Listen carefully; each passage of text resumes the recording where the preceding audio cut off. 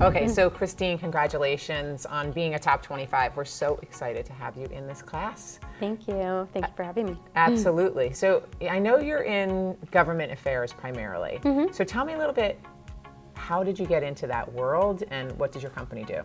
So I went to Montclair State University. I graduated from the broadcast journalism department, and shortly after that I worked as a producer for CNBC and for News 12. I didn't expect it at that time, and at such an early age I got laid off, and there was an opportunity to go to Georgia, but it wasn't in the cards for me. I didn't want to leave New Jersey just yet, and so I had a friend who offered me a job with Governor Corzine's communications office, and from there then my life it took a turn. So I started working for a legislator as a legislative aide and got involved in politics and also involved with my community, serving on multiple boards from like the YWCA of Union County, which is a nonprofit organization that helps battered women, and also with the Housing Authority of Elizabeth.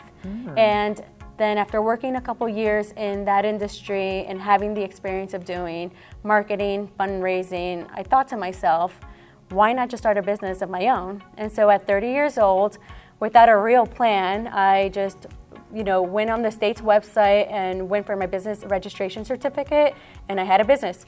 There you go. And you've got some pretty impressive clients. I don't know if you're allowed to name who they are, but if you are, you can tell us some of your list.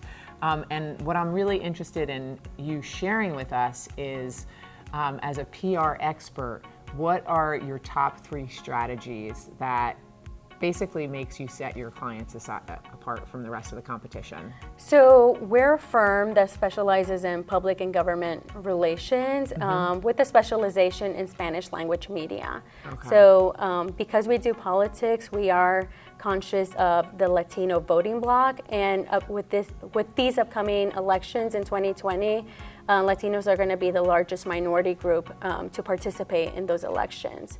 With that said, we've had the opportunity to work with Governor Phil Murphy and Lieutenant Sheila Oliver. We were in charge of their Spanish language outreach. We were responsible for creating a comprehensive media plan and also develop coalitions around the state to help them build support within Latino communities. Well, that's incredible. So congratulations to you. Thank you. You're working with the top over there. And it worked. He got elected. It worked. It definitely did work. Yeah. Okay.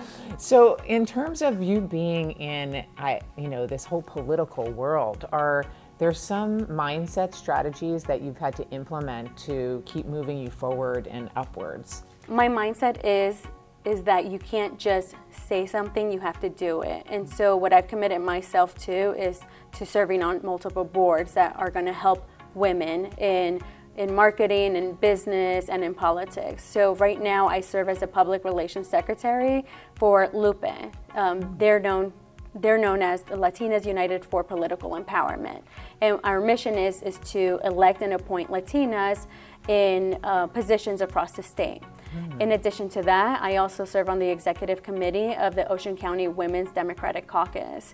So there's not a lot of time that I have, but if I can provide some expertise or connect them with someone that can help, I'm committed to getting women where they need to be. Well, I am so glad that you joined our community because we're cut from the same cloth then. I got to tell you, I'm impressed. I agree. Thank you. So as you know, we're having a conference on November 14th. And the theme for that conference is Force for Change. How do you think you're being a force for change, or what would you recommend other women be doing so that we can together be a force for change? To be a force for change, you have to have the determination to go for your dreams, and you have to connect yourself with the right people. And my suggestion to other women is to network a lot.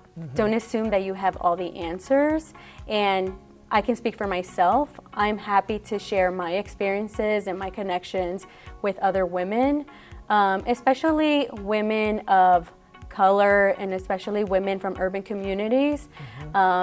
Because I grew up in an urban town, I grew up in Elizabeth, I do notice that sometimes we live in a bubble. And so if I can help share those experiences with them, whether it's at a networking event with women, with other women that perhaps they wouldn't have access to. If it's something that little, I'm happy to do it. Great. Well, little steps lead to big accomplishments. So congratulations again, and we can't wait to see you on October 21st. Great, thank you.